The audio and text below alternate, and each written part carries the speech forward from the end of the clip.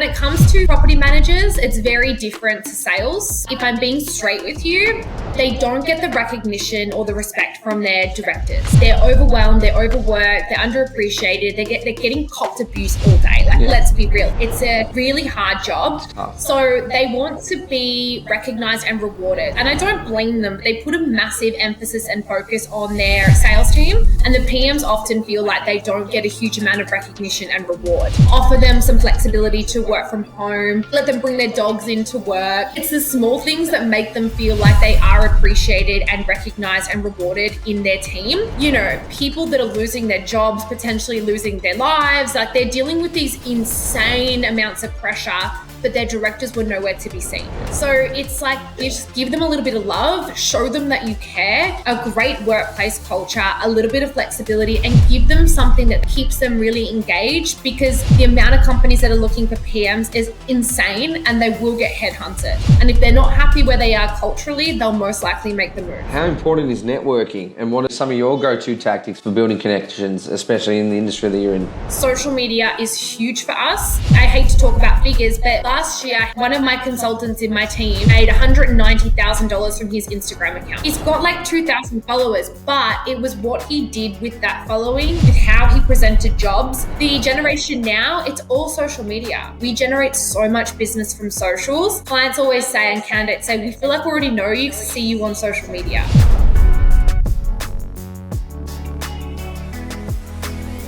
Hello everybody, welcome to another episode of The Real Estate Show. With me here today, the Director of Titanium Recruitment, who specialises in the real estate industry, Chanell McAsey. Thank you for joining me. Thank you so much for having me, Christian. I really appreciate it. I've been following you probably now for the last 4 years, and we'll talk it off camera. It was probably when it was at the start of your journey. So it was funny that when we first connected, I've been able to kind of watch you, and it's been, from what I've seen, it's been a pretty wild journey for yourself. Really growing the team, and really working with probably a lot of the biggest agencies in Australia, so in Victoria and probably Australia, which I'll find out. But give me a bit of a background story. How did you get into the real estate industry or recruitment in general? It's a long but short story. I mean, long story short, I actually graduated of all things as a primary school teacher. And I loved it. And I did it for a year overseas. And I came back to Australia and I was like, this is just like, I'll be completely transparent. I started to understand the value of money. And I didn't know that when I was younger. And I was like, I can't be a primary school teacher. This is just not for me. Long story short, wound up in recruitment, wound up really sort of enjoying the real estate clientele. Then went to an organization that specialized in real estate recruitment and sort of fast identified that why wouldn't I go out and do this on my own? And basically my whole philosophy for when I started Titanium was to not just be a recruiter, but to partner with businesses and grow them. And 5 years later, that philosophy is still very much in place. And I think the clients that we work with sort of don't see us as recruiters. They almost see us as business partners. So we like to grow their business. But that sounds like a very easy way that I started it, but there was a lot of bumps along the way. But in a nutshell, that's sort of how I got into it. Nice. Were you ever a real estate agent? I'm pretty sure your sister is a real estate agent. Natalie, everyone thinks we're sisters because we have the same last name, but no, we're not related. You're not related? No, I got her a job at Buxton. We met each other. And then when we met each other, she was like, we were like, we have the exact same personality. So we were like, maybe we are related. But no, I've not been in real estate. I worked internal for a real estate agency for 6 months because I had restrictions of when I could open my business. And I had a really good understanding of what happens internally in a real estate office. But no, I've never been a real estate agent. Oh, that's so funny. Okay, shout out to your apparently not sister. No, we tell everyone we are. Like, we comment on each other's Instagrams, like, hey, happy birthday, sister. And everyone thinks that we are, but we're not sisters. Okay, that's definitely got me by surprise. That's a funny one. But okay, well, let's kind of take it back. So even like the real estate industry in itself, like what's changed in terms of recruitment over the recent years, especially going through COVID and all that jazz? Oh my God, where do I even start? I mean, the real estate industry within itself, it's such a multifaceted, eccentric industry, to say the least. In terms of changes over the last few years, I mean, you would have to be living under a rock to not know that we've had extreme staff shortages, not just in real estate, but globally. Like there's global staff shortages. So if we look at particularly the last 2 years, and we were chatting about this when we were off camera, 1 in 3 property managers left the industry during the COVID pandemic. And then a lot of salespeople as well sort of didn't really, when they came out of the pandemic, really identified that they wanted work-life balance and spending more time with their families. So unfortunately for the real estate industry, there's been massive exodus, but in return, we've had a lot of people that are excited and enticed by the real estate industry. It's something where you can go in with a very low barrier of entry and do some pretty extraordinary things if you've got the right attitude. So the amount of people leaving and the amount of people coming into the industry tends to weigh it out. But I mean, the changes that have happened over the last few years, I could write a book about it. There's just, I don't know where to start or where to end when we talk about what's changed in the industry and just the employment market within itself. Do you mostly just focus on rentals, like helping property managers, or do you do admin and sales and stuff like that as well? Anything in a real estate office, including assisting franchises with opening up real estate offices, is what we look after. That's interesting. Titanium is actually split into 2 divisions. We've got, 3 divisions. We've got our property management recruitment division, our sales recruitment division, and a construction division as well. So no, like rentals, we always have so many vacancies in rentals. So we've got a really good team that look after the recruitment there. But I love recruiting sales. Like sales is that's my favorite thing to recruit. A strong sales agent going into the right business does things to me. Okay, that's interesting. Like even in regards to, so generally I'd think I can understand like the property managers, generally they'd be a little bit hard to find. So you're obviously putting them together, but generally sales agents, I would think that maybe they would say, okay, this guy's doing well in, I don't know, LJ Hooker Brighton, and now he wants to go to Marshall White Brighton, for example, Bayside, and they would generally headhunt them themselves. Is that like, are you more focused on potentially like up and coming agents or people that are looking to get in the industry, or do you sometimes as well move around elite agents? Everything. Okay. So if I was to give you an example, right, I went to a client meeting yesterday. Yep. And their offices say, I'm just going to use this as an example because I won't ever tell you which clients I work with, but say their office is in Northcote for the sake of this particular podcast, right? They would say we're looking at anywhere between 200 to 300,000 GCI riders, top performers, or entry level. Yeah. So what I would then go and do is have my virtual assistant create a list of every single agency in that area and surrounds that we don't personally recruit for, and every single agent that's in that area, their GCI and their contact number. From there, every single agent is called. No stone is left unturned. We will headhunt every single person unless they're a client of ours. If they're a client of ours, we do not headhunt from them, but we will literally call every single agent. And I reckon half of Melbourne has been called by someone in my team before, but we'll leave no stone unturned. So think of us as though when you are prospecting for a listing, we're prospecting for a listing, but our listing is a human being, not a house. So even if they're not ready to move now, like they're not ready, they're really happy where they are, let's grab a coffee, because if something happens in the future, they've already met with us, we've got an existing relationship. Just like when you're prospecting for a listing, they might not want to sell now, but when they do, you're the last person they spoke to. It's the exact same approach, which is why my entire team has come from real estate sales. Nice. Apart from me. Yeah. But you got it anyway, so you're all sweet. You got it covered. Exactly right. Nice. And can you please walk us through like the process of real estate recruitment, like from identifying a need to making a hire? Yeah, I mean, it really depends, right, on what someone's looking for. So I'll have a client call me, and like I said, with the meeting yesterday, they basically will approach me, or I might approach them. I'll talk you through 2 scenarios, but they'll basically approach me and they'll say, Chanell, this is what we're looking for. They'll give me a complete overview of their office. What I always ask them when it comes to recruiting salespeople is, why would someone want to join your business? If I'm calling your direct competitor who's writing 1.1 million in GCI, what the hell am I going to say to attract them to your business? Sell it to me so then I can sell it to them. Nice. So I'll sit in a meeting with those directors and I will absolutely hound them for information. So I need to know their culture, their turnover. Give me a case study of someone that's joined your business as a $200,000 GCI writer, and how did you get them to a $500,000 GCI writer? So once I understand why someone should join their business, I can then pitch that to my team, who then go out and headhunt those agents. From there, basically, we will approach as many agents as possible. It all is really confidential. But basically from there, we'll then introduce them to the client and then basically set up the interviews from there. We do all the negotiation on behalf of the candidate and the client.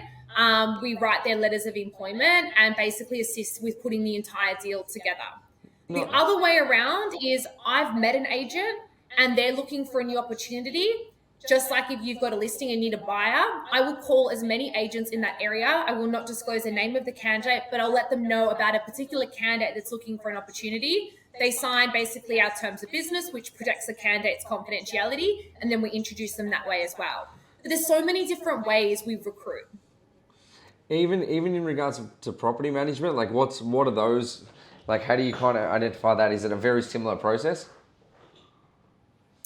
Property managers, we would never headhunt a property manager because the beauty of what we do, right, is with real estate agents, their phone numbers are all online. Yeah. Property managers, it's their company phone numbers, and we would never ever disrespect a company by calling their work phones. Yeah. Property managers, look, the hardest thing about PM is that there isn't a huge amount of growth, right? So they don't really have a huge amount of opportunity to earn commission or progress other than sort of senior PM, team leader, head of department.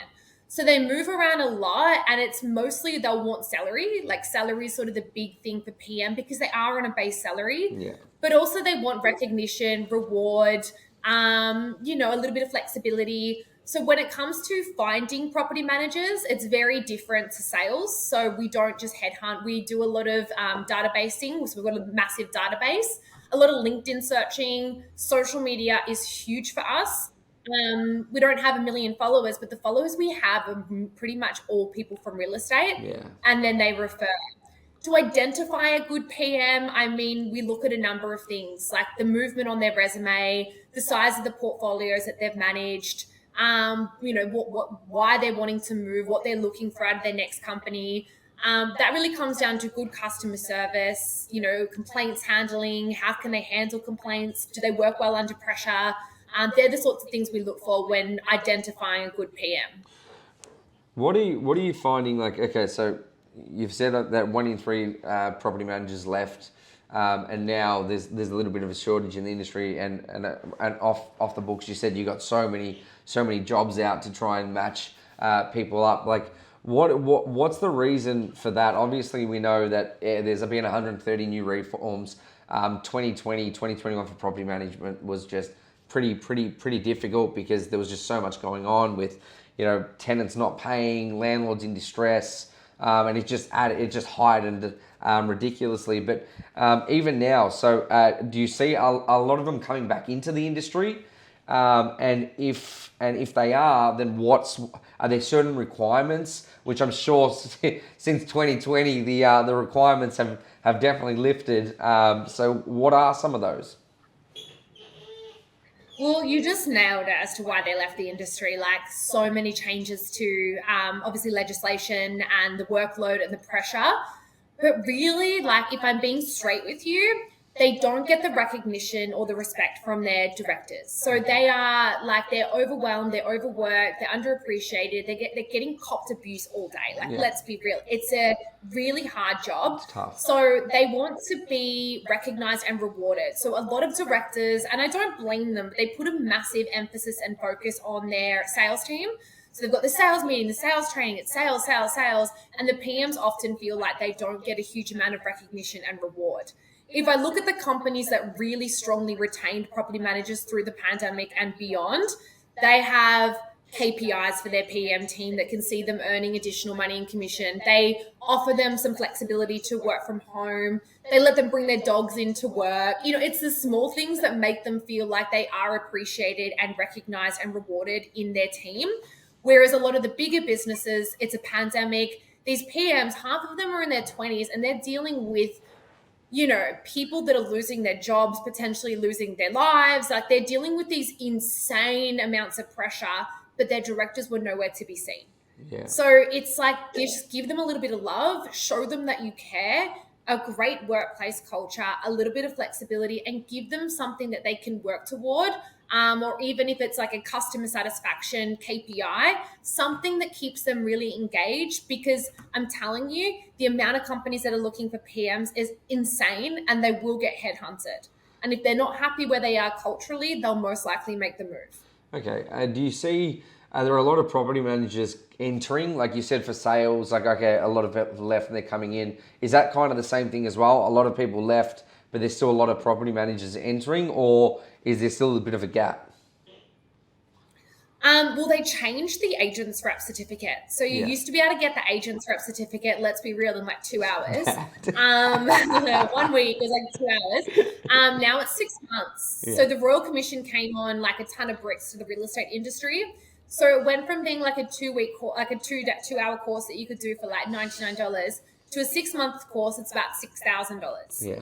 So because of that, it's more difficult to get into the industry. So our entry levels aren't as sort of high volume as they were. But the ones that are entry level that are coming in, they've actually really thought out their career, because they actually have to commit to the study and commit to the amount that it costs to get your agent's rep. So the entry levels coming in are a lot stronger than the entry levels we've seen in the past, where there was literally like practically no barrier to entry to the industry. Okay, it's very interesting. How do you evaluate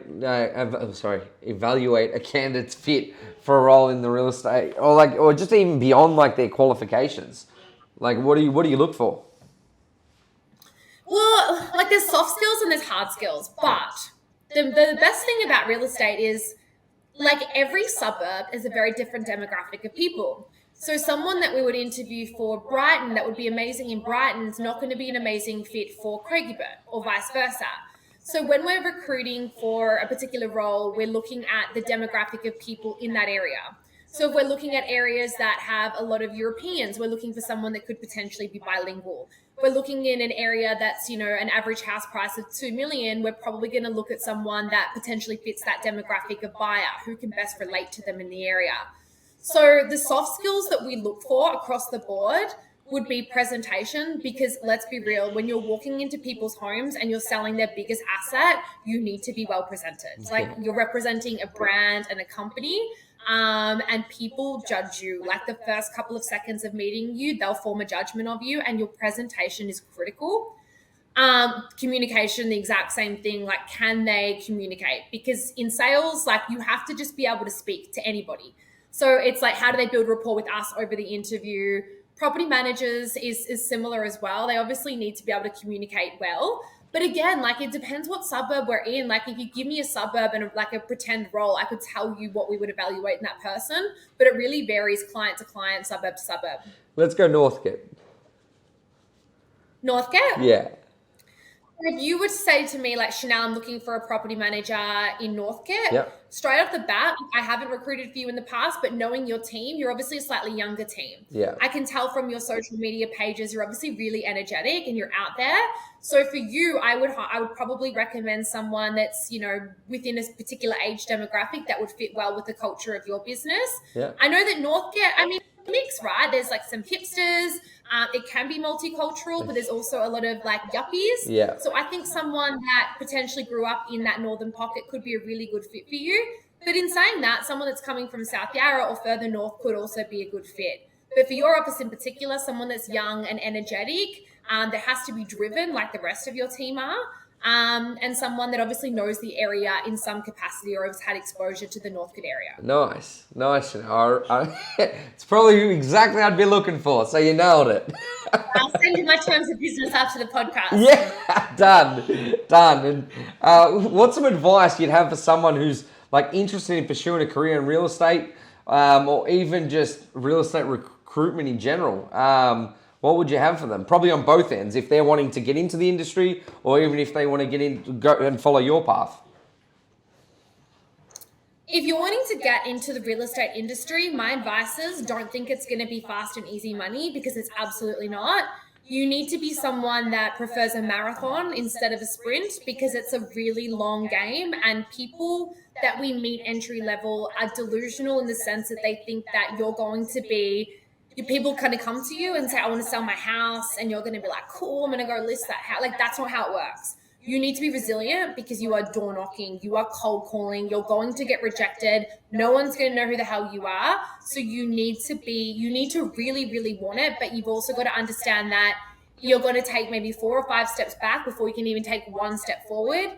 And then sometimes you take that step forward, it's going to be 10 steps back. Like, it is, you cannot want things fast and quick if you're wanting to get into real estate. You're going to really want to, like I said, play the long game. That's for sales. Property managers, my advice is, if you're looking for a job and you have thick skin and you are resilient and you can handle people who might potentially be quite aggressive with you at times, you're organized, you're efficient, you like problem solving, and you want stability, like, you will never be out of a job in property management, go for it. Recruitment, if you want to follow my footsteps, it's really similar to sales, right? Like, you are dealing with rejection, you're negotiating. There are a lot of eccentric people in real estate, so you have to have a really good sense of humor, because like some of the conversations we have are absolutely wild. But if you love sales, you love commission, you love being in control of your income, and you love people, you'll absolutely kill it. Nice. What do you have, like, what's some advice you have for probably business owners? Because you're probably looking at some companies like, okay, they've lost, this many people. And some of them you're probably dealing with. Some of them you're probably just looking in, making an assumption of what you believe. But generally, let's talk on a general basis. Like, what would you be telling them? Obviously, going forward now in the next 12 to 24 months, since we've come out of hard times in COVID. Still obviously tough. There's a lot going on, but especially with all those shortages of staff and stuff like that. My advice is, if you have a good team, nurture them. Take them out for team events, show the appreciation. Directors, like, I can't tell a director what to do, but my advice is, a lot of directors aren't in the office a huge amount. They're out and about, and so they should be, right? They need a list, they need to do whatever. But try and have as much face time with your team as possible. Right now, the general consensus along majority of real estate offices right now is quite grim. We came off the end of 2022, which was wild. Like, you could sell anything, to now people don't want to list. They're probably going to have to list out of necessity, but it's harder to sell. So you went from an extreme high to an extreme low, and your team are going to need probably additional training, support, but also reward and recognition from their directors.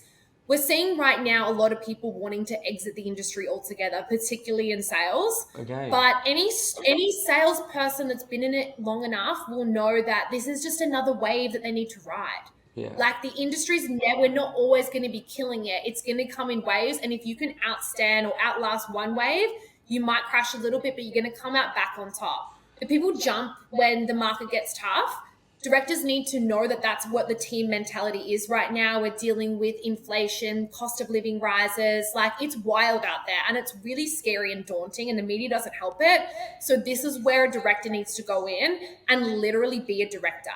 Give them extra training, do more one-on-ones, talk about the last recession that they worked through. Just show that you care and that you understand the positions that a lot of them are in.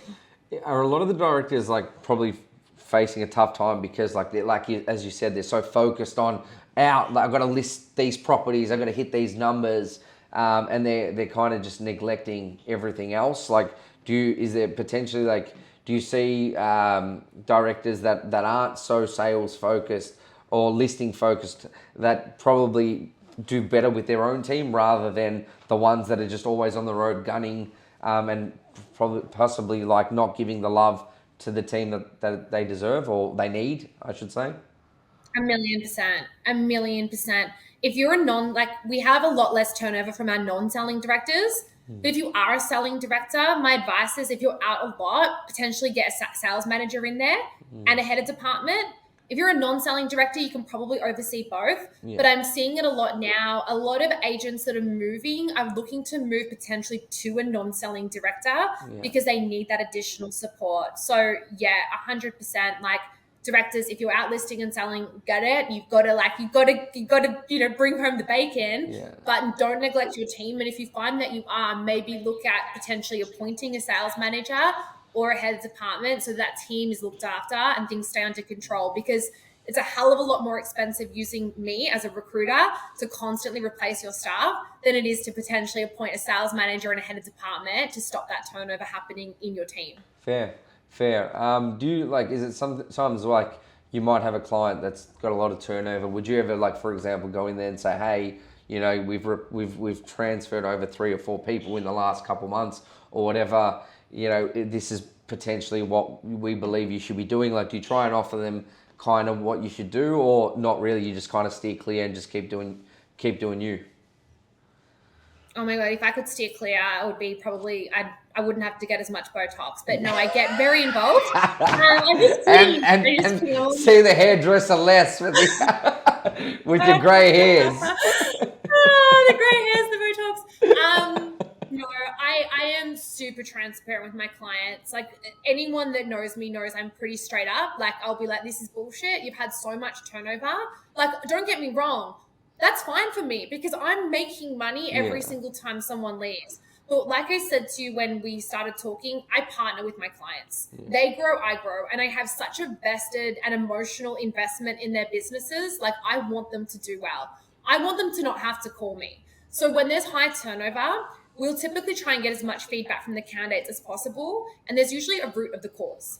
It's typically not enough support, or there might be one, we call them like a cancer. There's one toxic person in a business, it spreads like cancer and it affects every single person in the office. So if I can give them as much feedback as possible, absolutely. I've helped directors restructure property management divisions. I've put in head of departments that I know have come from competitors that have restructured businesses. I found sales managers for teams that are really having low performing numbers, and put a sales manager in there that's seen them increase their sales numbers. So absolutely, like, my job is not just, hey, I need a PM, cool, here's a PM. I've seen directors in all kinds of states, not always positive, if that makes sense, like in complete disarray because their team are just walking out left, right, and center. And I'll do absolutely anything in my power to help them and their teams up and running so that they can be as productive and profitable as possible. Nice. And how do you stay ahead of the competition in your space? I think I recently read a book, right? And it's called It Starts With Why. This sounds like I rehearsed this conversation, but I didn't. And I think when you know why you're doing something, you don't have competition. Like, I know there's other real estate recruiters out there. I honestly think maybe once every 4 or 5 months, we might come up against someone. So what the whole point of the book is, when you know what your why is, like, I know that sounds so cliche and bullshit, blah, blah, blah, but I am so clear on why I do what I do. And that message comes down to my team, and my team are, if not equal, more passionate about what they do than I do. You don't even look at a competitor, because when a client comes to us, they come to us as their friend. They're confident, they trust us, they know we're doing absolutely everything we possibly can to ensure we can get the best talent. But when it comes to other things like tech, we have the most up-to-date systems. We have artificial intelligence that assists us in so many ways. I have virtual assistants. I have structured my company so that we can look after sales recruitment, property management recruitment, as well as franchise development. So internally, all I look at is how we can be better as a team, not how we can compete against our competitors. Because, like I said, I really don't think we have a huge amount in our space that we come up against. I know that sounds like a dickhead because everyone's probably going to like, yeah, there's other recruiters out there, but with our clients, they just don't go to anyone else. Yeah, that's fair. And it's an interesting model that you've kind of set up, and you've got all these little departments that you got going. Are you looking to just continue on and maybe potentially add more businesses? I'm going to expand Titanium as much as I can. So we have started our recruitment process in Queensland and New South Wales. Oh, nice. But I mean, first to be heard, I am starting, I should say, my new venture. It's called Roll Brokers. So we will be assisting in the purchasing and selling of rent rolls in Melbourne. So it's been a massive demand for a lot of our clients, and we've transacted multiple rent rolls not transacted, but introduced the transaction of multiple rent rolls. So that's a massive focus for me this year, and just another way we can help grow our clients' businesses. So you're looking at it like you're cutting these deals and you're like, I need a slice. Like this is... I'm trying to be a little bit more diplomatic than that. I mean, it just ties in, right? It makes sense for us to do it. I mean, sure, my profit margins are going to be a little bit higher as well, but No, that's amazing, Chanell. And what are you kind of seeing in that aspect? Is there a lot of transactions happening? Are you finding the bigger guys getting bigger? Is it people retiring and selling their rent rolls? Is it just other people that are just like, you know what, like, I don't want to deal with it, I'll just cash in? Like, what are you kind of seeing in that game? All of the above. All of the above. So like I said, when we talk about the pandemic, a lot of businesses realized that their bread and butter was their rental department. And if we're looking at what 2023, I mean, I'm not a psychic, and we certainly can't predict what's going to happen in the market, but we're not going to be transacting as many property sales as we did in 2022, 2021, 2020. So a lot of businesses are thinking forwardly, and they are looking to purchase and acquire rent rolls. The big are certainly getting bigger. I will not deny that in any sense. And like you just mentioned, a lot of directors are going, you know what, I'm going to focus on sales. I've set myself up for retirement. Let's cash out this rent roll, focus on doing a few sales. They're wanting to downsize, and the big are just getting monstrously bigger. The human need changed so significantly during the pandemic that there's a lot of changes happening.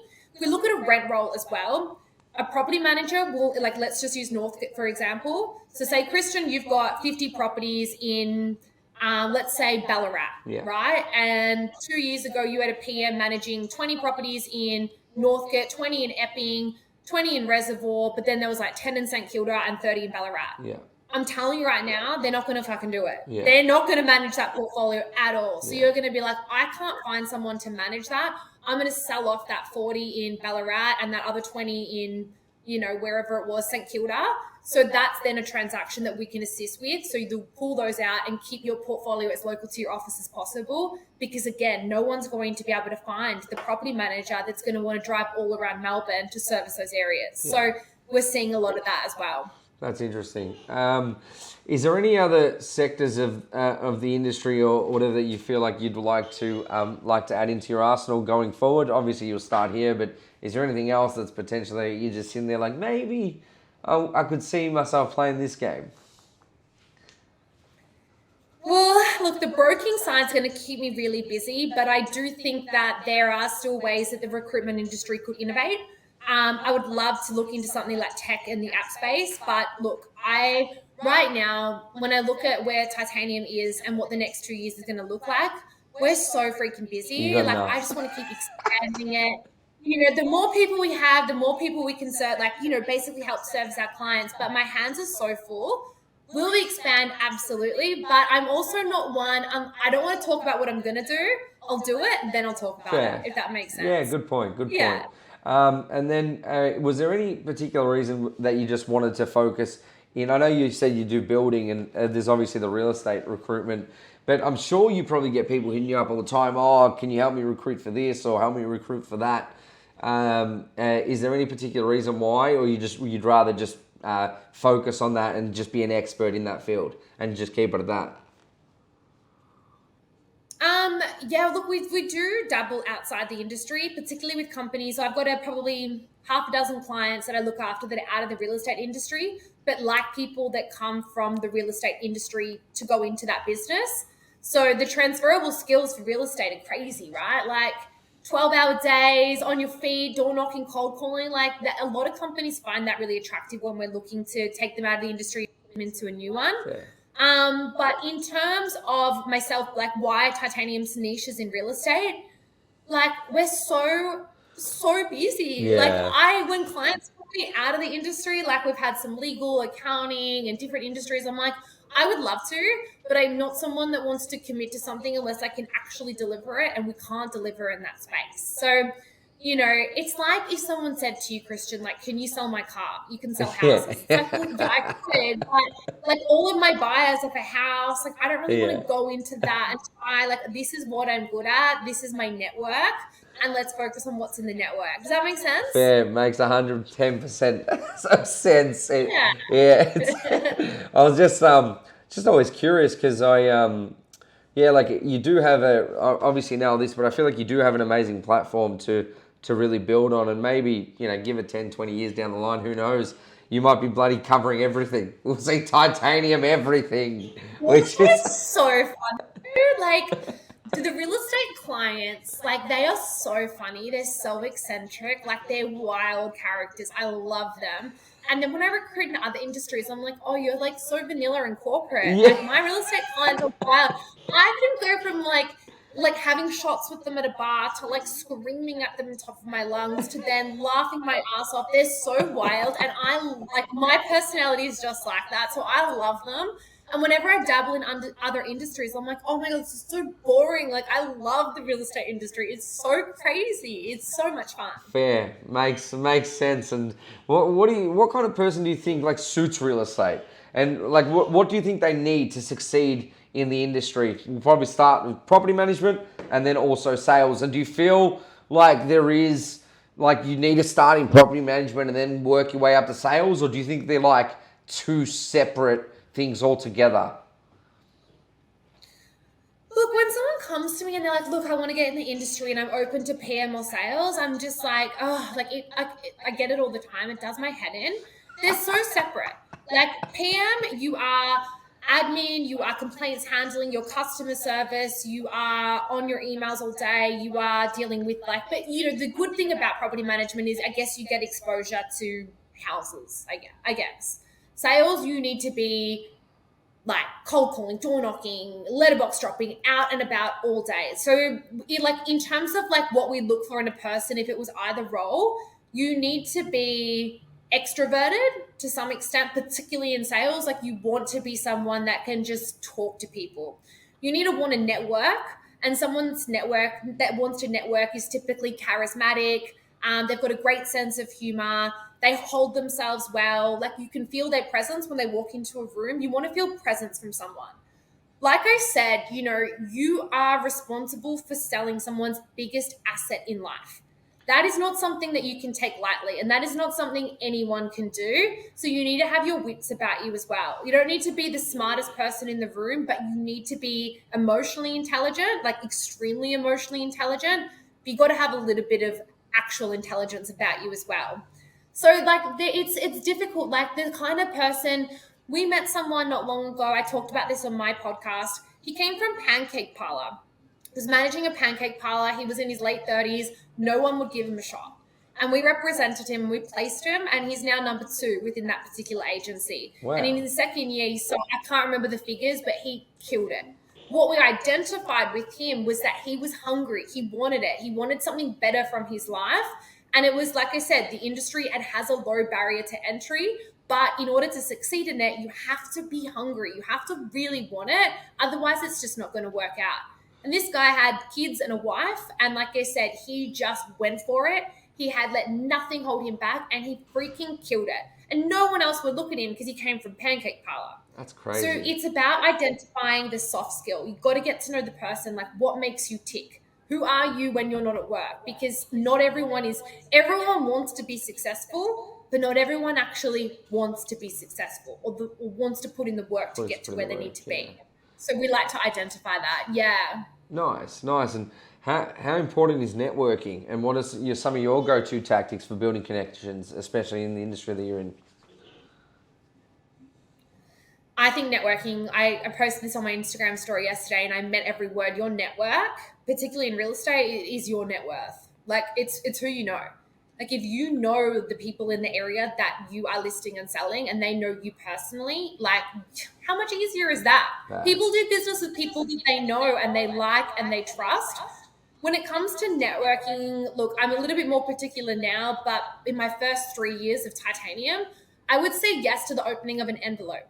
I would go anywhere. I would go to any event. I would just be anywhere. I said yes to meeting with absolutely everybody, because now people know who I am. It's so much easier. Like, it is so much easier. So social media is huge. Like, I hate to talk about figures, but we worked out that one of my consultants in my team last year, he made $190,000 from his Instagram account. Wow. He's got like 2,000 followers, but it was what he did with that following, with how he presented jobs, how people want to connect with you over social media, because it doesn't feel as aggressive as if they were to just cold call you. Bad. The generation now, it's all social media. Like, it's all Instagram, TikTok. We generate so much business from socials. And clients always say, and candidates say, we feel like we already know you because see you on social media. So if you're not someone that physically wants to go to networking events, put yourself out there on socials, Instagram, TikTok. People know you and they feel like they know you. They'll want to do business with you. But don't post on it like, ridiculous shit, like you're out drinking and partying, because your clients don't want to see that. Like, show that and don't post like your Rolex and your Ferrari. Like, don't do that. But just post a little bit about who you are and what you believe in. And when you're authentic, people will see it. I agree. And what are some of the most common misperceptions about real estate recruitment, and how do you educate potential clients and candidates about the realities of just the process? Look, real estate recruitment has such a bad, well, not real estate recruitment, but the recruitment industry has such a bad name. Clients tend to think, and I think this is based on, there's a few recruiters out there that will put people in a business and then pull them out once their replacement guarantee is over. Oh, what? They also think, because then they can make money from that person again. Yeah, that's pretty heavy. I would not be happy if that was happening to me. Wow. Happen a lot. And that's probably the biggest frustration with recruiters. They think that we might oversell a candidate, or overquote them on salary. They think that recruiters, like I said, they might headhunt from them once they've done business with them. How can I cover that? A lot of them do it. Like, I'm not going to lie to you. Like, not my team. If that happened in my team, that would be it's instant dismissal. It's written in our employment contracts. But they do it. Like, they will put someone in your business, and after 6 months, it basically means that we don't need to replace the candidate. So they'll pull them out and potentially try and place them elsewhere. I think that my advice is work with a recruiter. I'm not saying work with Titanium. Like, that's not what I'm here to say or pitch it in any sense. But make sure whoever you recruit with, there's someone that you know, someone that you trust, or interview them just as though you would for a candidate. Like, get to know your recruiter. Don't just call a random recruiter and ask them to recruit for you, because it's your brand. We're out there pitching your brand. So you want someone that's going to represent your company in the best light, because the people in your business are going to determine how successful your business is. So who you pick as a recruiter is the same as who you would pick to list your home, because your business is also your biggest asset. So be careful and be particular with who you appoint to growing your biggest asset, which is your business. Fair. How do you measure the success of your real estate recruitment efforts, and what metrics does you and your office track? I mean, we like a sales office, right? My team are they all have individual KPIs that they need to meet. Yeah. Similar to real estate, they're on retainers as well. Yeah. Some opt to be commission only, depending on where they're at in life and what they want. Yeah. I mean, we measure success on, obviously, when we've had a great month billing, we'll celebrate that success. But sometimes we don't have great months, but I can see the effort that's being put in. So look, every month I'm so, like, I'd say I'm fortunate, but I guess I spent a lot of time picking my team. I have the most incredible team. I love them to death. I love coming to work. They are crazy. They are passionate. They are eccentric. They're so much fun, and they're just beautiful human beings. So I am so fortunate that I measure my success on how our team is performing, like, as a team. Like, are we getting along? Are we happy? Of course you need to make money, otherwise no one's fucking happy. But like, I could not be more grateful for who I have in my business. They're just the most insane human beings. I adore them. That's amazing. And are you able to, like, maybe share some experiences working with some real estate agencies, and like what advice you'd have for like building strong partnerships in the industry? For sure. I mean, I won't name clients because, like I said, I just pretend I would never name my clients. But like one client in particular, I've spoken about this on my podcast actually before, my real estate one. One agency I grew from 40 to 100 staff in under a year. Nice. Why I did that, like how I did that and why was I understood them. I got to know them really well. I knew their wives. I was heavily involved in their business. I understood why, like their vision, what they wanted to do. They disclosed that with me. I understood the structures of their team members, so how the PM division was structured, how the sales team was structured, the commission. Knowledge is power. And once I was passionate about their business, that showed with every single person I spoke to about that particular organization. So when I went to headhunt them, it wasn't an awkward conversation because I truly believed in their vision just as much as they did. So I partnered with them and I chose them in that area and said no to any other business that asked us to recruit in that area because they were my priority. And we basically grew them significantly. They're now one of the largest businesses in Victoria. Nice. Not purely due to me. They're an incredible team regardless. But I trusted that when I had candidates there, they were going to be looked after as well. So, I mean, that's just one of, many scenarios that have occurred when we really understand a business, but we also respect and believe in their vision as well.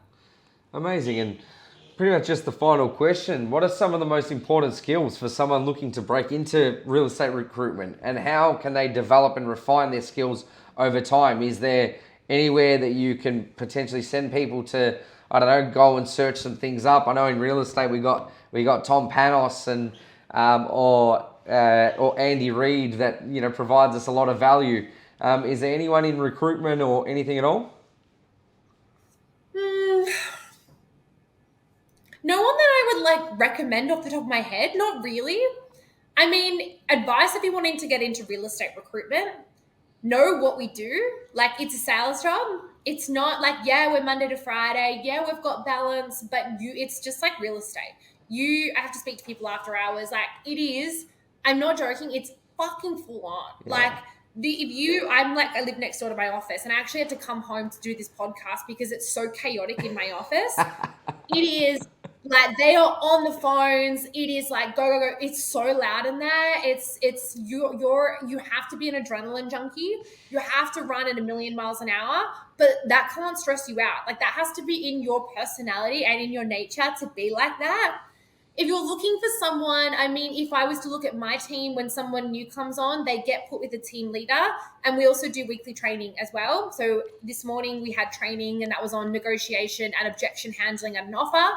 But I mean, look, it's hard. There's no real big players in recruitment. It's still not really seen as like a industry, like a big industry. I don't know, an industry that's like overly exciting, I guess. But it is so much fun. And just like real estate, it's a very low barrier to entry for recruitment. But my God, some of the numbers and some of the months that my team pull, what I see them make individually is ridiculous. So you got to want it. But yeah, there's a lot of money and a lot of excitement, a lot of joy in it. But my God, if you're a shy person and you don't like adrenaline, you won't last. Like, you'll just get eaten alive. Particularly with my team members, they're savage. You'll get eaten alive. Oh, that's brilliant. Honestly, I think it's very smart. Like, jumping into recruitment, like, you're kind of the picks and shovels of the industry. So you and like as you said, I think you look at real estate, like, compared to the agencies, compared to real estate recruiters, there's not many, and you're just kind of but there's so many agents that you're servicing. So I think honestly it's an amazing move, and from talking to you, it reminds me, it's like real estate sales. It's exactly the same. It's just you're playing you're just trying to move agents rather than property. So well done, Chanell. I've enjoyed following your journey. I think you've been doing really well, and it's amazing to obviously speak to you and get a bit more of an understanding of everything. And thank you for taking the time to provide so much value today. Oh, such a pleasure. I think we both started our journeys at the same time. It's been fun watching them come to life together. And, who knows what the next few years will bring, but no doubt it'll be exciting for both of us. I really appreciate you having me on. Yeah, we'll definitely be in touch. I think we do have to start working together. So I'm gonna have a chat to you. Let's take it from there. Done. Well, I look forward to growing Collings for you in 2023. Might be a metaverse, but you know what? We'll get there. Mate, I'm sure you can help me in a lot of ways. So it's, which we'll talk about. But thank you so much. Not a problem at all. Thanks, Christian. See you guys.